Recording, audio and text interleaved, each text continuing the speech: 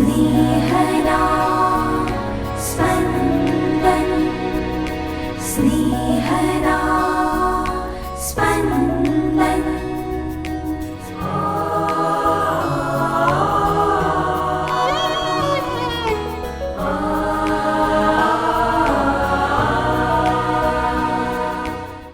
સામાન્ય કાળના 11મા અઠવાડિયાનો ગુરુવાર. પ્રાર્થના પોતાની જાતને ઓળખવા માટેનો સરળ અને ટૂંકો માર્ગ છે. પ્રાર્થના એ દિલમાંથી નીકળતી ઊંડી આરઝુ છે. પ્રાર્થના ક્યારેય નિરુત્તર રહેતી નથી. સમજપૂર્વકની અને સાચા દિલની પ્રાર્થના માનવીને પ્રેમપૂર્વક કર્મ કરવા પ્રેરે છે. સાંભળીએ સંત માથીકૃત શુભ સંદેશ, અધ્યાય 6, કડી 7-15. વળી તમે પ્રાર્થના કરવા બેસો ત્યારે વિધર્મીઓની પેઠે નિરર્થક લપલપાટ કરશો નહીં. તે લોકો એમ માને છે કે બહુ લપલપાટ કરવાથી ઈશ્વર તેમની વાત કાને ધરશે, પણ તમે તેમને પગલે ચાલશો નહીં, કારણ તમારા માંગ્યા પહેલાં જ તમારા પિતાને ખબર છે કે તમારે શાની જરૂર છે. માટે તમારે આમ પ્રાર્થના કરવી: હે અમારા પરમપિતા, તમારા નામનો મહિમા થાવ. તમારું રાજ્ય આવો. જેમ સ્વર્ગમાં તેમ પૃથ્વી ઉપર તમારી ઈચ્છા પૂરી થાવ. આજે અમને અમારો રોજનો રોટલો આપો. અમે જેમ અમારા અપરાધીઓને માફી આપી છે તેમ તમે અમારા અપરાધોની માફી આપો. અમને પ્રલોભનમાં પડવા દેશો નહીં, પણ અમને અનિષ્ટથી બચાવો.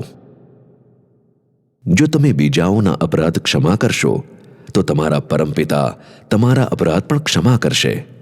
પણ જો તમે બીજાઓના અપરાધ ક્ષમા નહીં કરો તો તમારા પિતા તમારા અપરાધ પણ ક્ષમા નહીં કરે. स्नेहदा स्पन्दन स्पन्दन। ઈસુ પ્રાર્થના વિશે શિક્ષણ આપે છે. પ્રાર્થના માનવ અને પ્રભુ વચ્ચેનો સંવાદ છે. જેને પ્રાર્થના એટલે શું એ ખબર નથી, તે સંવાદને એકપક્ષીય રજૂઆત બનાવી દે છે. ઈસુ એકપક્ષીય રજૂઆતને લપલપાટ કહે છે. ઈસુ લપલપાટ ટાળવાનું કહે છે. બીજા શબ્દોમાં કહીએ તો પ્રાર્થના એટલે પ્રભુનું સાંભળવું. આપણો અનુભવ છે કે આપણે જે પ્રાર્થનામાં બોલ્યા કરીએ છીએ, ક્યારેક મૌખિક પ્રાર્થના કરીએ છીએ, ક્યારેક ગાઈએ છીએ, ક્યારેક સ્વયં સ્ફુરિત પ્રાર્થના કરીએ છીએ. આપણે શાંતિમાં સાંભળવાની મુદ્રામાં બેસ્ટ નથી. આપણને બીક લાગે છે કે મન વિચારો પર ચડી જશે. બની શકે કે આપણા મનમાં આવતા વિચારો દ્વારા પ્રભુ આપણી સાથે સંવાદ પણ કરતો હોય.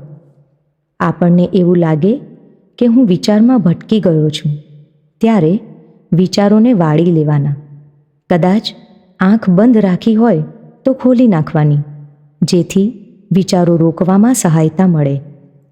પ્રભુ સાથેના સંવાદમાં એક વિશ્વાસ કેળવવાનો છે કે જે બાબતો મારે જરૂર છે તે પ્રભુને ખબર છે.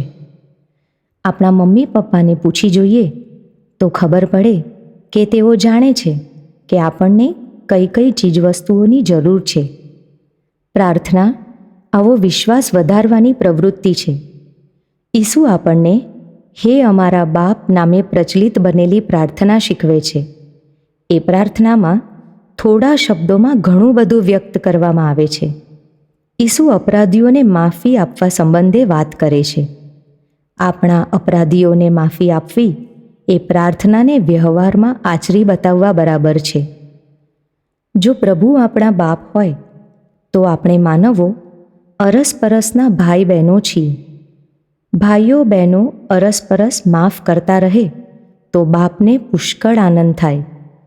સંતાનોએ બાપ જેવા હોવાનું છે. જો બાપ માફ કરતા હોય તો આપણે એકબીજાને માફ કરવું જ. પ્રભુએ આપેલી માફી આપણે બીજાને આપેલી માફીમાં જોઈ શકાય.